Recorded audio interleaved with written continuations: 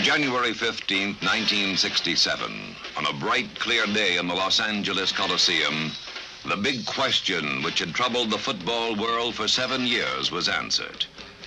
For the first time, the Green Bay Packers, champions of the National Football League, played the Kansas City Chiefs, the best team in the American Football League. The game was the first concrete evidence of the merger of the two leagues, and it was played for the highest stakes ever, $15,000 per man for the winning players. The Super Bowl was seen by the largest sports audience in the history of television. 65 million people watching the broadcast on 2 networks.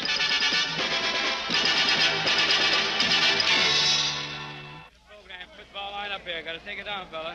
Okay. Yeah, get that starting line up here. Get a program, football line up here. Yeah, you line up today's game. This premier spectacle of sport took place in a carnival atmosphere appropriate to the Hollywood setting.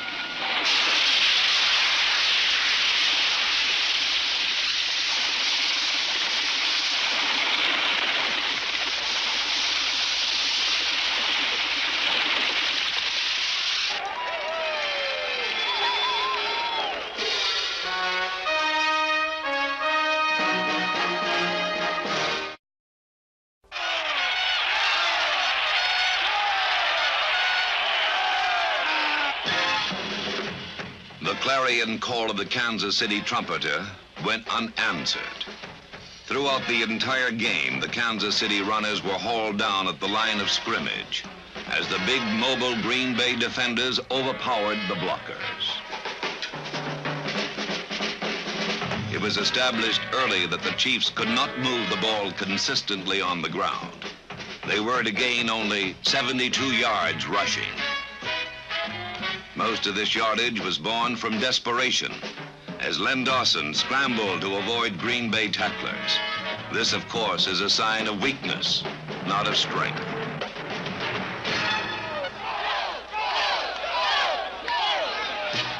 With their ground game choked off, the Chiefs took to the air. During the second quarter, they surprised the Green Bay defense with accurate passing, which elusive Mike Garrett made even more effective.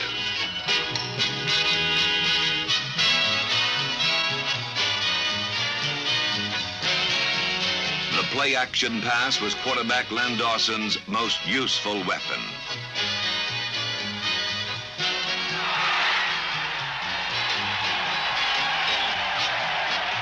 It was a play-action pass which fooled Green Bay and gave Kansas City its longest gain of the day. It's Dawson to Otis Taylor for 31 yards. The fullback's fake is the key to the play-action pass. When the Green Bay defense honors the fake, it must sacrifice the pass rush.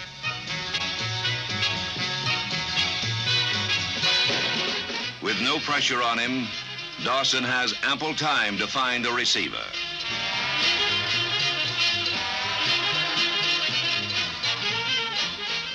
The receiver, in turn, has time to break free.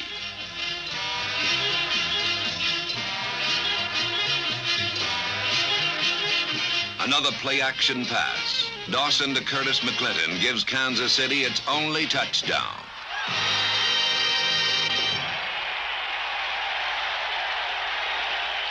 In super slow motion, we see the Green Bay defense sucked in by the play-action fake.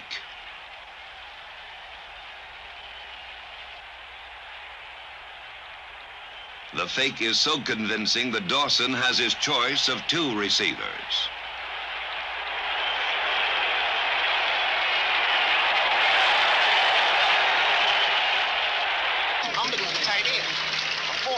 Battalion blocks, I come up. Now, if you came inside, I'm going to lose you every time. I just have to lay back here. Now the Green Bay defense ignores the faking backs to concentrate on Dawson.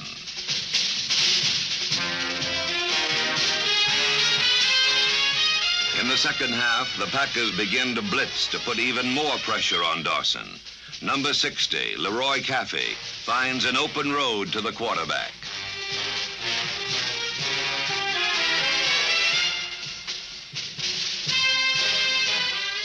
The Green Bay front four is relentless. Dawson learns the hard way what NFL quarterbacks have known for years.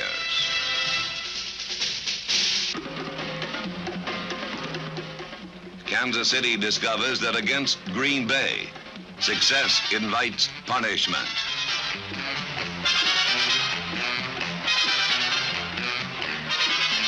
As the pass rush hurries Dawson, the task of the Green Bay defensive backs becomes easier. All-Pro Herb Adderley, aware that the rush has diminished the threat of the bomb, concentrates on denying the short pass. With his receivers covered short and long, Dawson tries to stall the rush with a screen pass, which dies on the long reach of Bob Brown.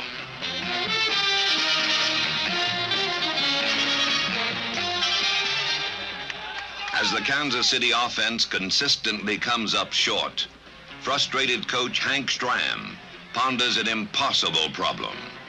Pro football games are won and lost on third down. For Kansas City, it's now 3rd and 11. This is the play Dawson must make to keep the Chiefs alive. Dawson completes his pass to Reg Carolyn, but Ray Nitschke stops the play 4 yards short of the first down. As the Chiefs founder on the rocky Green Bay defense, they try to salvage what they can with a field goal attempt. But even that fails, and the missed third down has cost them possession of the ball. It is the third down play which separates the great quarterback from the average. The great ones convert third down into first. For Dawson, it's 3rd and 10. He completes a screen pass to Garrett into the thick of the Green Bay defense, and the play gains only 8 yards. Let's go, Lord! Let's go! But the Chiefs go for the field goal instead. Mike Mercer brings the Kansas City point total to 10, but the Chiefs will score no more this afternoon. Most third down failures force the team to kick. This third down failure forced the Chiefs out of their game plan into a hopeless game of catch-up. Willie Wood's 50-yard return strikes deep into the Kansas City heartland.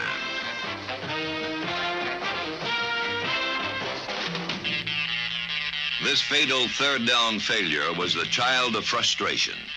Dawson, under brutal pressure from a Packer blitz, lobs a weak pass over the on-rushing defenders.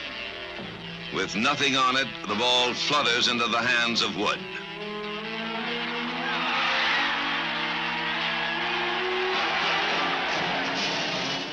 If there was one play upon which the game turned, this was it.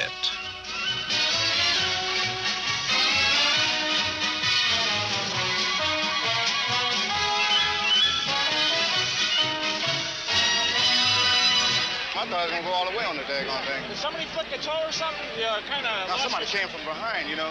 I was undecided whether to change field or not on that thing. You might have made it going for that corner, but that's what I started to do. Overmatched as a team, some Kansas City players still had their moments. Number 55, E.J. Holub, shows unusual speed for a linebacker as he runs step for step with Jim Taylor to stop a sweep. The left side linebacker, powerful Bobby Bell, demonstrates his strength and agility as he fights off a block to make this tackle.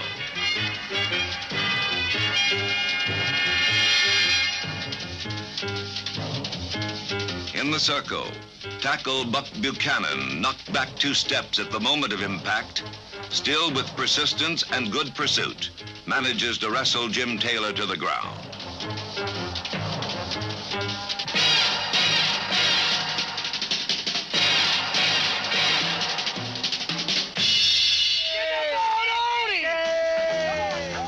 Four times in the course of the game, Dawson did throw the ball to Otis Taylor, but it was far from enough. The timing was faulty on Dawson's first 2 passes to Chris Burford, his other top receiver. Both balls were caught dramatically, but out of bounds. However, Burford is a fine end. He caught 4 passes for 67 yards to lead the Kansas City receivers.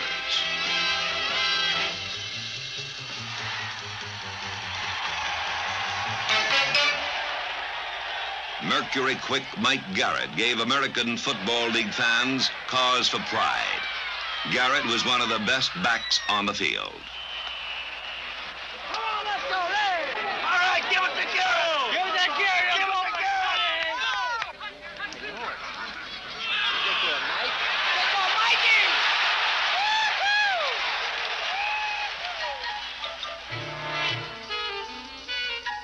When they did give the ball to Garrett, he brought the fans to their feet with skittering stop-and-go runs through the Green Bay defense.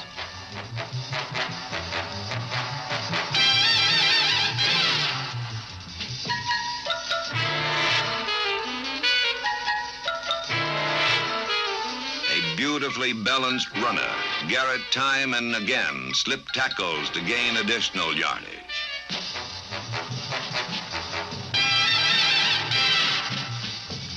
Mike Garrett is a complete player. He blocks. His fakes were so convincing, but often he was tackled when he did not have the ball.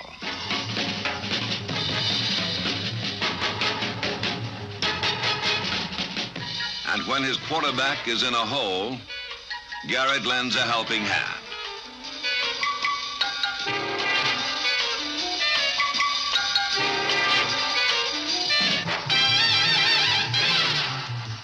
Above all, though, Mike Garrett is a great natural runner.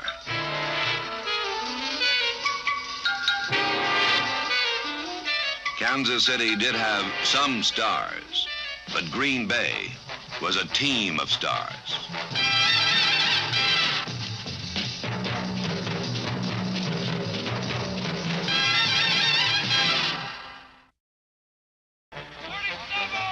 On the 3rd play of the game, Green Bay lost one of its stars when Boyd Dowler suffered a separated shoulder. He was replaced by 34-year-old Max McGee, the unlikeliest star of the afternoon. McGee fielded his first pass like Willie Mays and went on from there. McGee's catch is even more startling in super slow motion, and it was a portent of things to come.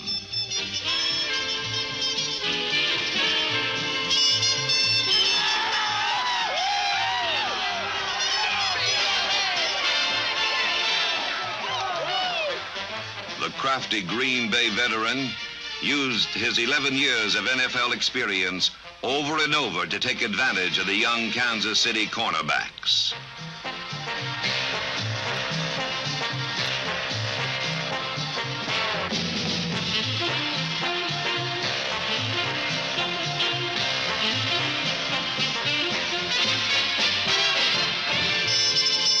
McGee beat Willie Mitchell to the outside.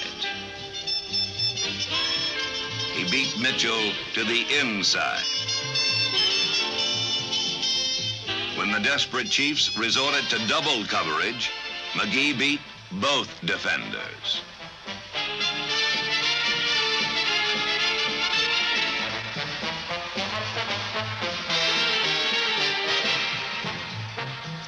Although he had caught only 4 passes during the entire NFL season, on this vital afternoon, McGee caught 7 passes for 138 yards and 2 touchdowns. he demoralized the Kansas City secondary. What a day, man. That old girl working on that young man. Let it go, Go. Let's go line out. Shake him up, baby, huh? Come on, Magoo. He's off there in 5 minutes all year. Nip and tuck, and then we're going to run off the lead. Carroll Dale, the Packers' other wide receiver, also found Kansas City's stacked defense an invitation to success.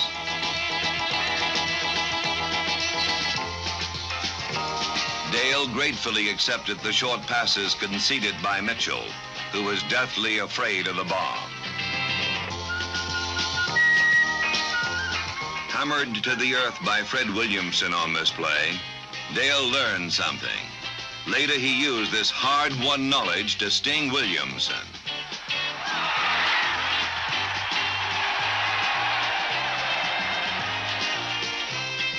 After the Green Bay Bombers laid open the Kansas City defense, Packer runners ran through the wounds.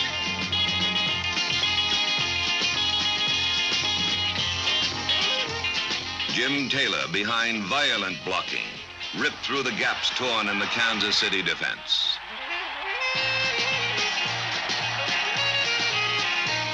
On that last touchdown, Max McGee's chain reaction block piled up Kansas City's stacked defense.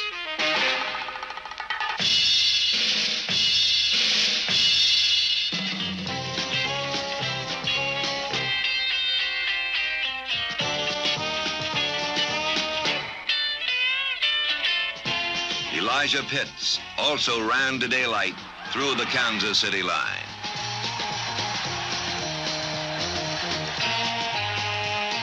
On that touchdown, you can see the savage charge of the Green Bay offensive line.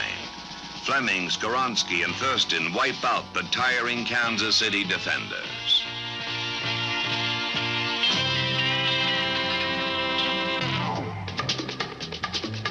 As the game wore on, the Kansas City defensive line folded under the steady pounding of the Green Bay blockers.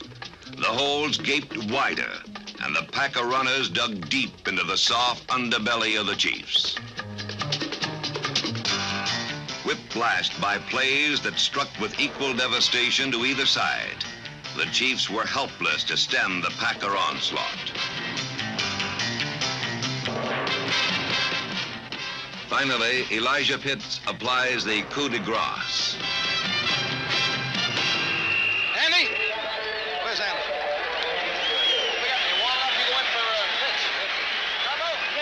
Be warm. With the final blow administered, Lombardi sends in his youngsters. In 3 minutes, rookie Donnie Anderson outgained any Kansas City back. On this play, his powerful stride accidentally lays out Fred Williamson. You know who got hurt? The hammer. The hammer. They nailed the hammer. Hey, Slap, the hammer got it. Really? Get him, get him, get him. Time out on the field. Quarterback Bart Starr was the architect of the Green Bay victory. On the Packers' first series, while his blockers were adjusting, Starr was harried by the Kansas City rush, but he never lost his poise.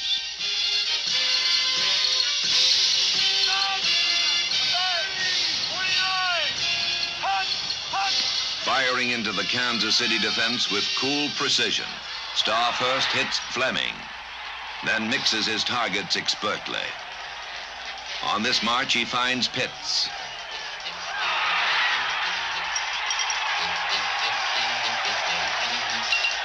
Dale. And finally, McGee for the touchdown. These 4 passes ate up 82 yards. On third and short yardage, Starr likes this daring play. The play-action fake completely fools the Kansas City defense, and Dale is wide open. Unruffled when a penalty nullifies the touchdown, Starr proves again why he is the best quarterback in football. Where Kansas City failed on its third down opportunities, Starr never misses. On 3rd and 5, he hits Max McGee for 10. On 3rd and 10, he connects with Dale for 15. On 3rd and 6, it's Fleming for 11.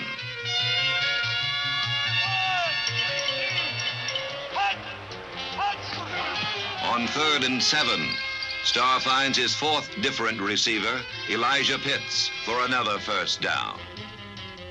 A magnificent performance earns Bart Starr the game's Most Valuable Player award.